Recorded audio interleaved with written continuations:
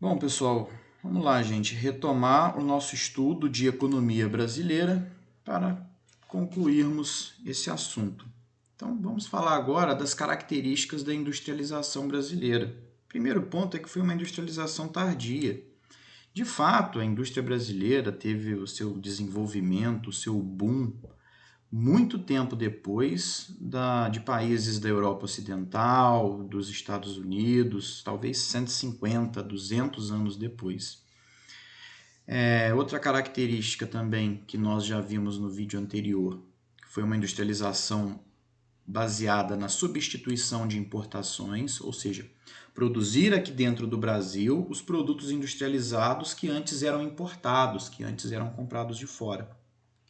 A industrialização brasileira se deu com base no capital estatal, nacional e internacional. Então, o capital estatal foi direcionado para a indústria de base, uma indústria que precisa de bastante dinheiro, de recurso. O capital nacional da burguesia brasileira foi direcionado para aquelas atividades mais simples, como as indústrias de bens de consumo não duráveis, como indústria têxtil, indústria alimentícia. E o capital internacional foi direcionado principalmente para as indústrias de bens de consumo duráveis, indústria automobilística, indústria de eletroeletrônicos.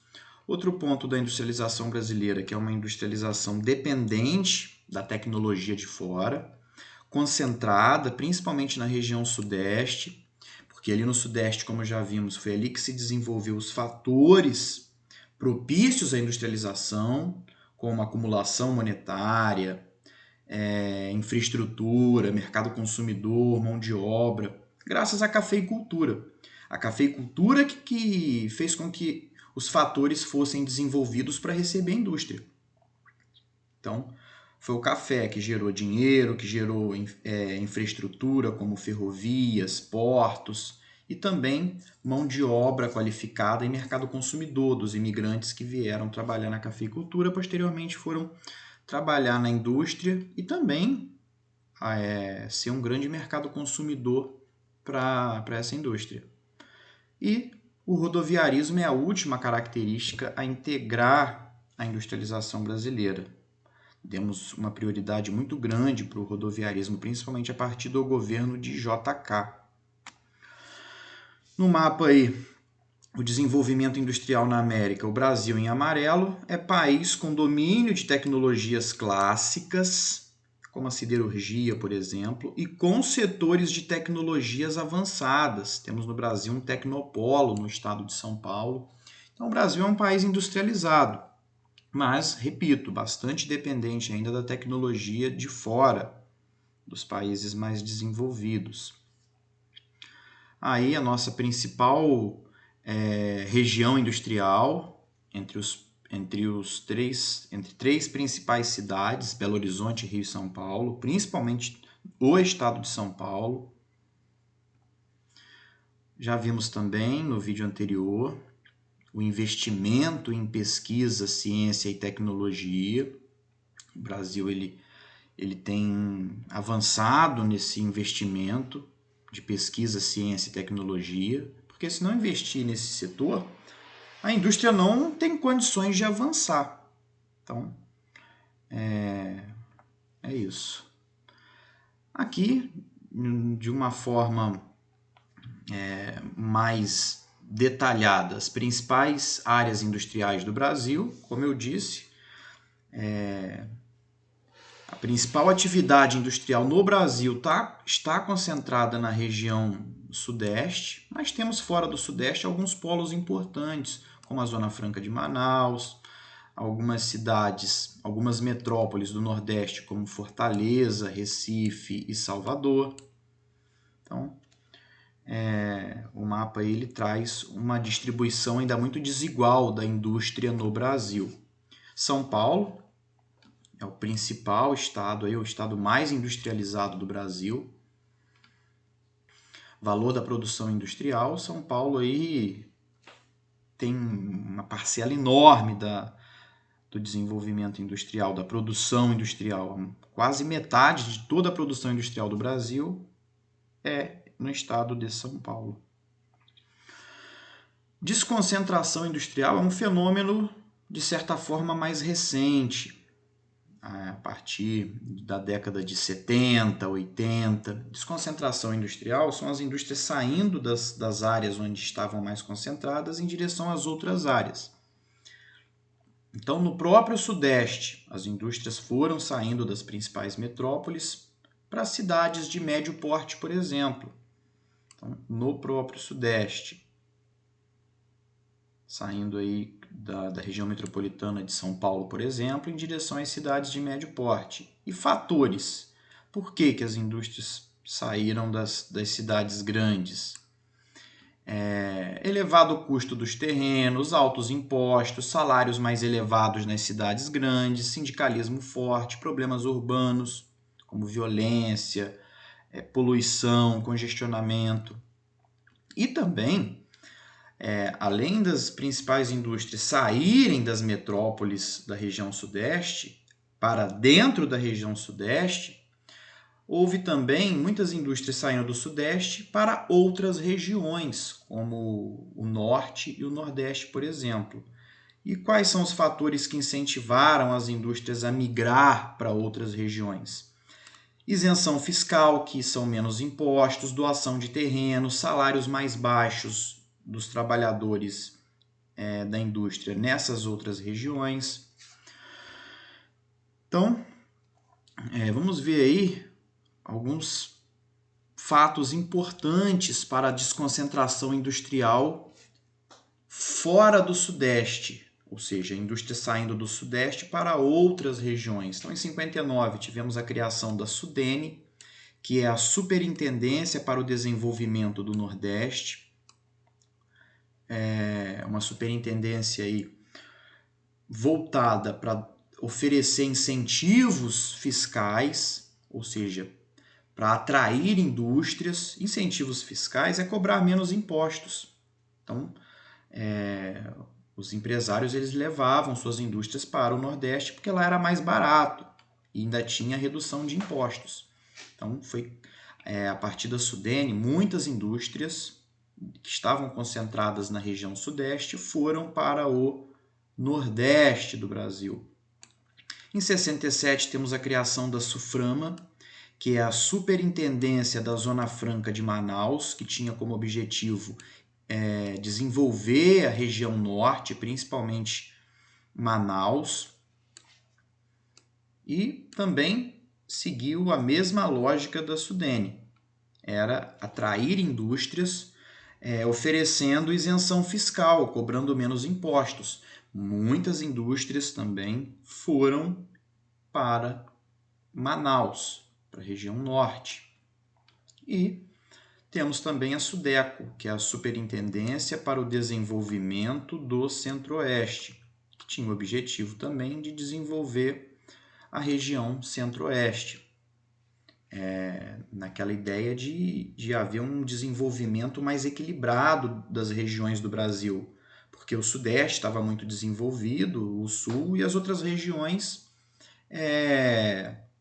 mais atrasadas. Então, esses órgãos, essas superintendências criadas aí pelo governo visavam desenvolver essas regiões. A SUDENE visava desenvolver o Nordeste, a SUFRAMA o Norte e a SUDECO o Centro-Oeste.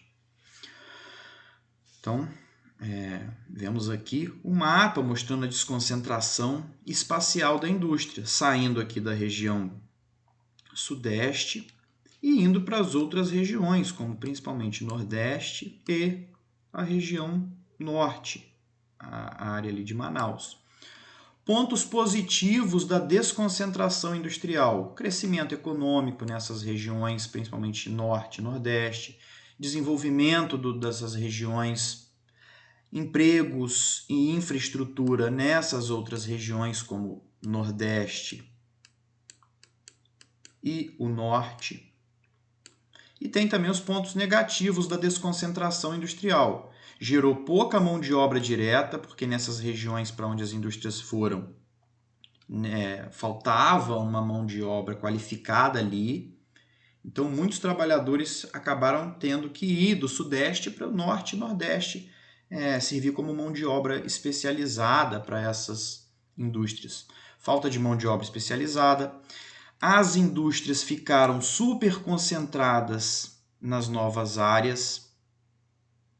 Então, em vez de desenvolver todo o Nordeste, as indústrias acabaram se concentrando em Fortaleza, Recife, Salvador. Em vez de desenvolver a região Norte, as indústrias acabaram ficando concentradas em Manaus. E outro ponto negativo é que os centros de comando continuam no Sudeste.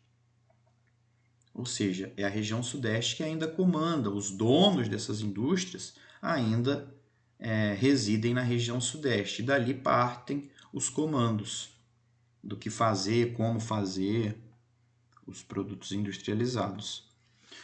A principal consequência da industrialização foi a urbanização, que é o crescimento da população morando na cidade, ao mesmo tempo em que a população do campo diminui. Então, as cidades vão crescer bastante, inclusive causando muitos problemas. Então, a urbanização é isso, é o crescimento da população da cidade. Porque, ao mesmo tempo que a indústria na cidade oferecia empregos, o campo também vai chegar à industrialização no campo, que a gente chama de mecanização. Então, as pessoas do campo vão ser expulsas do campo para a cidade. Então, a principal consequência da industrialização vai ser a urbanização. A população da cidade crescendo e a do campo diminuindo, como a gente vê nesse gráfico aqui. A industrialização causou isso. A população da cidade crescendo, ao mesmo tempo em que a do campo ia diminuindo, principalmente com o chamado êxodo rural, que é as pessoas do campo indo morar na cidade. E nós vamos ter uma urbanização rápida, recente, intensificada pela industrialização, muito concentrada em algumas cidades e com muitos problemas. As cidades vão concentrar uma quantidade enorme de problemas sociais e ambientais, como favelização, precariedade nos transportes públicos, na infraestrutura urbana, violência, poluição. Por fim, vamos falar do setor terciário brasileiro. O setor terciário é o comércio e a prestação de serviços. Serviços como transporte, como turismo, saúde, educação. Então, o primeiro ponto vamos falar do comércio interno, que é o comércio dentro do Brasil, dentro do país. Ou seja, o produto industrializado é produzido dentro do Brasil e vendido dentro do Brasil mesmo. E nós temos dois tipos de comércio aí, o chamado comércio atacadista, que é vender produto em larga escala. As pessoas vão geralmente comprar para revender. E o comércio varejista, que é vender os produtos em pequena escala, é vender ali no mercadinho diretamente para o consumidor final. Então, se você vai comprar para você consumir, comprar uma barra de chocolate, é o comércio varejista. Agora, se você vai comprar 20 caixas de chocolate para revender, aí é o que chamamos de comércio atacadista. Comércio exterior é o comércio entre os países. É comprar de outros países e vender para outros países. Lembrando que a moeda aí na transação internacional do comércio é o dólar. Então, exportação é vender produtos para outro país. Importação é comprar desses países. Balança comercial é pegar o total que foi exportado e diminuir do total que foi importado. O saldo dessa conta é o que chamamos de balança comercial. Então, se o país ele vendeu, ele exportou mais do que comprou, nós temos superávit comercial. Se, pelo contrário, o país comprou mais, importou mais do que exportou, nós temos déficit comercial. Aí os principais parceiros comerciais do Brasil em 2018, China, União Europeia, Estados Unidos e Argentina. O Japão também é um grande parceiro. Principais produtos importados pelo Brasil em 2019. Importados, ou seja, que nós compramos. Então, óleos combustíveis de petróleo ou de minerais, adubos ou fertilizantes químicos, demais produtos da indústria de transformação, equipamentos de telecomunicações e os principais produtos exportados pelo Brasil, o que nós mais vendemos para outros países. Soja, petróleo, ferro, celulose, milho, carne bovina, de frango, demais manufaturados, farelo de soja e café. Então, ó, aqui a balança comercial brasileira, ou seja, balança comercial é o total exportado, que a gente vendeu para outros países, menos o total importado, que nós compramos. O resultado dessa conta é a balança comercial. Então, a gente teve aqui, no ano de 2014, um déficit comercial. O que é isso? Compramos mais do que vendemos, ou seja, a importação foi maior do que a exportação. Aqui o slide mostrando a importância do turismo na economia brasileira. Cada vez mais é uma atividade que cresce, gerando não só empregos diretos, mas também indiretos. Então, em 2014, o turismo já representava 3,5% do PIB do Brasil. Então, o Brasil aí já era o 10º país do mundo, 10ª economia do turismo do mundo. O ecoturismo, que é o turismo natural, se fortalecendo. O Brasil, estados, municípios, eles vêm a cada dia mais fazendo propaganda, incentivando o desenvolvimento dessa área chamada turismo. Não só o ecoturismo, mas também o turismo cultural. O bloco econômico, qual o Brasil participa, que é o Mercosul, formado aí atualmente por Brasil, Argentina, Paraguai e Uruguai. O bloco econômico é um acordo, é um tratado entre os países para facilitarem as transações comerciais entre eles. Então, o Mercosul é o que chamamos de União Aduaneira. É basicamente o seguinte, reduz as taxas para poder exportar, circular as mercadorias entre eles, exportar e importar. E também é criada uma tarifa externa comum, ou seja, os produtos que esses países eles vão comprar de outros países tem que ser uma mesma taxa. Por exemplo, se o Brasil comprar um determinado produto da Alemanha, a taxa que esse produto vai entrar aqui é a mesma que vai ser que esse produto da Alemanha vai entrar no Paraguai, na Argentina e no Uruguai. Lembrando que a Venezuela atualmente está suspensa do Mercosul. Então, Mercosul é esse bloco econômico aqui, um bloco de grande peso no mundo, que significa Mercado Comum do Sul, cujos parceiros são esses 4 atualmente. Os parceiros, os membros plenos, Brasil, Argentina, Uruguai e Paraguai. O BRICS não é um bloco econômico, é uma cooperação entre os países. Então, o BRICS é a sigla aí de Brasil, B de Brasil, R de Rússia, I de Índia, C de China e S de África do Sul. Então, não é um bloco econômico, mas é essa cooperação, esse acordo informal de criar mecanismos para se desenvolverem. Então, em 2001, um economista chamado Jim O'Neill, ele disse que Brasil, Rússia, Índia e China seriam países com grande peso político e econômico em algumas décadas. E aí esses países Brasil, Rússia, Índia e China, começaram a elaborar ideias de se integrarem mais. E aí, posteriormente, a África do Sul também começou a fazer parte desse conjunto de países emergentes que podem vir a se tornarem em conjunto uma grande potência nas décadas seguintes, e a cada dia eles se integram mais,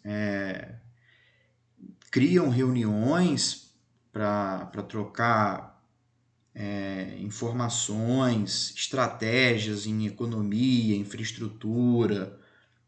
Então, é basicamente isso.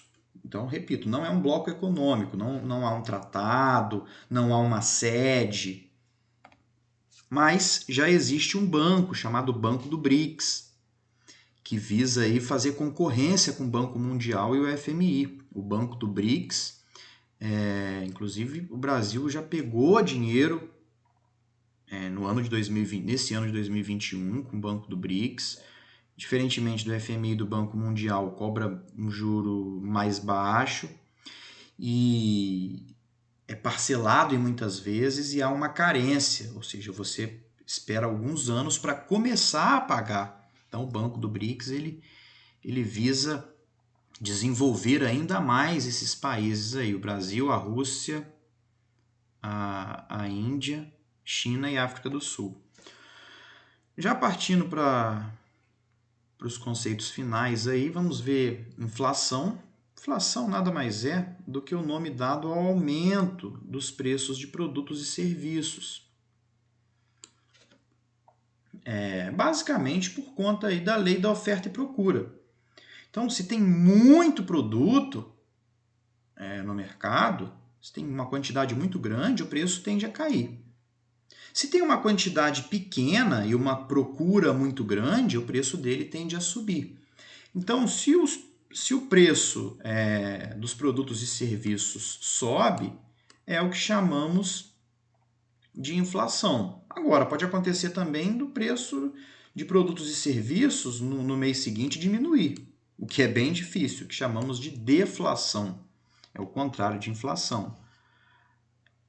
Então, basicamente aí, nós temos aí os dados recentes da inflação, o IPCA do último mês, inflação de 0,86%, o IPCA acumulado dos últimos 12 meses, uma subida boa aí, 5,2%. O INCP é o outro índice que também mede inflação. Dívida externa é a parcela da dívida pública que deve ser paga em moeda estrangeira, quase sempre em dólar americano. Atualmente, a dívida pública do Brasil, dívida pública é interna e externa, é composta por dívida interna. Informações de fevereiro de 2020 mostram que o Brasil possui um índice de dívida pública de 88% do PIB. Lembrando, dívida pública é a dívida externa, com organismos, países de fora, e também dívida interna, com bancos dentro do Brasil, bancos, empresas. A dívida externa bruta de 2019 foi estimada em 326,9 bilhões, 17,7% do PIB. Então, desde quando o Brasil se tornou independente, tivemos que pagar uma indenização para Portugal. Enfim, a dívida externa do Brasil, apesar de sob controle, hoje ela é bem antiga. E para terminar, vamos falar da economia informal, também chamada de economia marginal ou subterrânea.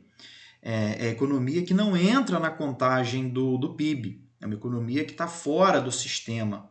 São atividades econômicas não reconhecidas oficialmente, efetuando-se fora do quadro legal e da legislação social, ou seja, da legislação trabalhista e previdenciária, de forma clandestina. É fruto do desemprego, dos baixos salários. Então, a pessoa está desempregada, não está conseguindo emprego, ela vai para a economia informal. são os camelôs, são os ambulantes, são os autônomos. Eles não recolhem impostos para o governo, para o INSS, não tem garantias trabalhistas como 13º, férias, não tem garantias previdenciárias como aposentadoria, como auxílio-doença. Então, economia informal é isso. Ela não entra na contagem do PIB. Vamos pensar, por exemplo, no tráfico de drogas. Há toda uma circulação ali de dinheiro, mas a produção, o dinheiro gerado nessa atividade, ele não entra na contagem do PIB. Essa atividade aí de tráfico, de comércio de drogas é economia informal, economia marginal subterrânea. Da mesma forma que ambulantes, camelôs. E, infelizmente, é uma economia que a cada dia tem crescido por conta dos baixos salários, do desemprego, da crise econômica, principalmente aí em tempos muito difíceis como esses que nós vivemos da pandemia. Então, pessoal, assim nós terminamos a nossa aula de economia brasileira.